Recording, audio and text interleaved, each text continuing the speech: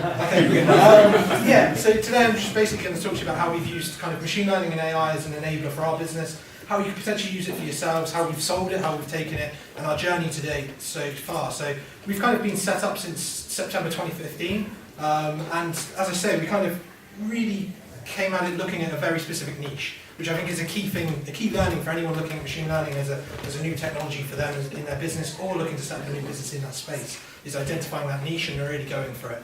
We were initially focused on natural language processing, so kind of we had this background in computer science, and when I say we, I talk about the four co-founders, and we had this background in computer science, so we really knew the technology, or we knew at least the beginning of the technology. So we sort of said, actually, we can take these problems, these kind of, there's large amounts of this free text kind of data out there, and actually we can work with it and we can apply it. We didn't really know much about machine learning in that space. We had much more knowledge of natural language and breaking apart text. But actually, as we started building in that first year, we were in an incubator down at Falmouth first at the university, and after that, kind of building the technology, we started to see that we were picking up all this data, and we just needed to use it because the problem with natural language is there's an inherent flaw. If you're talking sentiment, you're talking tagging words specific to the positive, negative. But obviously, when you start talking about double negatives, start talking about kind of sentence structure and the difficulties there, it can be quite difficult. So that's where machine learning for us held the answer to kind of really drive our technology on.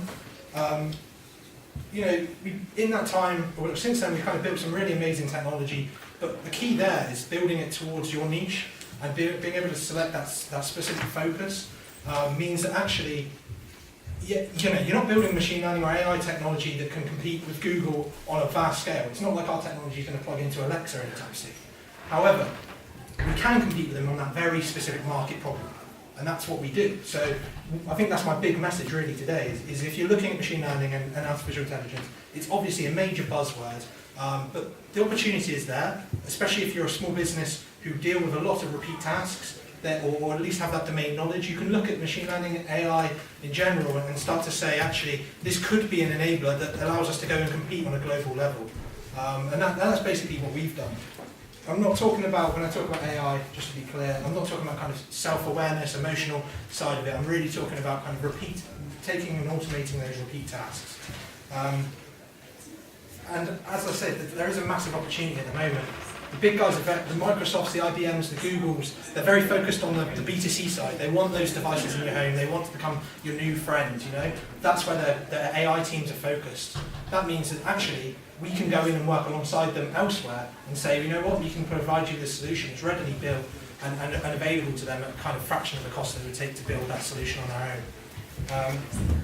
If you are looking to take AI to the market, there's a few things that we've learned over the time.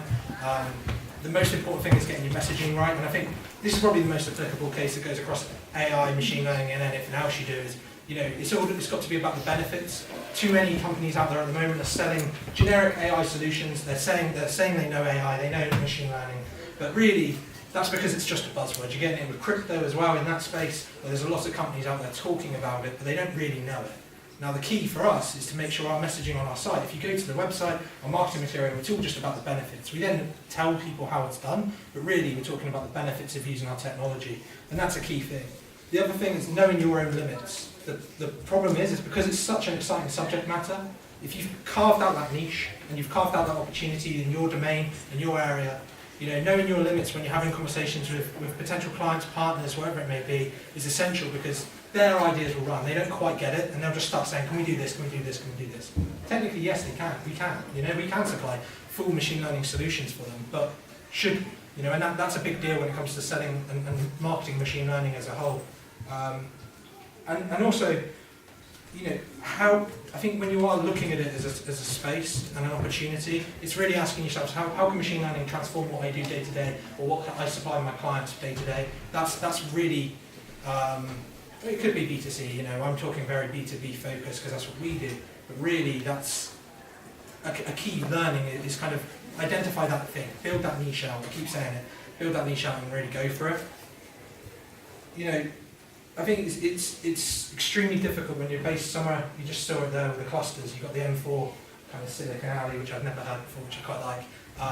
It's very difficult for a company in Truro to become a competitor on a global level, or a company in Cornwall. But actually AI could be that thing, and I don't want to be kind of too gung-ho with it, but actually we're finding that we're competing on a global level. We have customers across the world, we have partners all over the world, and actually, you know, that comes from your domain knowledge, and actually as an enabler, AI could be massive for you. For us, we kind of, as I say, we launched in 2015, but actually we had to kind of wait for the market to mature, and actually that's what we found now with the rise of Elon Musk. It could be Elon Musk talking in the press about AI and how it's going to take over the world and how we should be scared. It could be something just as simple as Alexa going into the homes and having that market penetration. We're seeing now that, you know, the big corporates really want to talk to us about this technology. They haven't got a clue, and they may have a clue on, okay, it's Alexa or it's something. They don't have an idea on when it comes to their technology and how it can help them in their day-to-day operations, and that's where we step in. And kind of finally, I guess, you know, in terms of a company in Truro and in Cornwall, you know, Hertzian, we saw this niche, we saw this opportunity. I'm sure there can be others out there, but really we want to kind of show that this and be a demonstrable company that can really take the kind of global market in this opportunity. We think we will kind of be a leader in business, and so not a household name because you don't know them, but the B2B side of it, we're definitely leading the way, and we're only up the road. So yeah, if anyone's interested in talking about machine learning, AI, technology, if they're looking for jobs, looking for work opportunities, come and talk to me afterwards.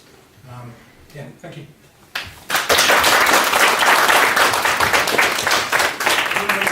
Questions?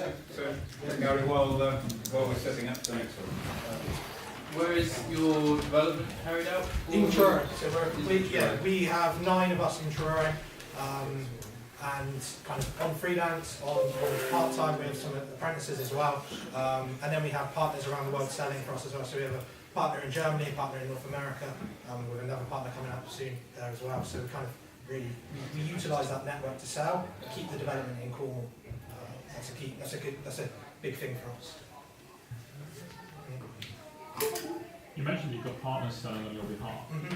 How have you found that transition from being the face of the company selling the product to other people doing that on your behalf? It's quite difficult when you're kind of a bit of a control freak, because that's what, yeah.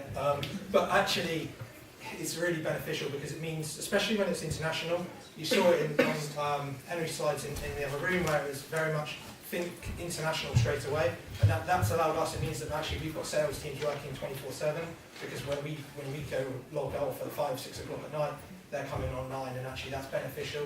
You have to make sure you know the partner correctly. You know, we spend a lot of time getting to know the partners and finding. We actually have kind of built out a profile for what partners look like. We don't want big corporates. We want small teams that have perhaps they've got massive experience behind them. They're leaving a corporate job and they see the opportunity. And that's something that's big for us, because that means that we're talking to the people directly who sell it on our behalf. Thank you.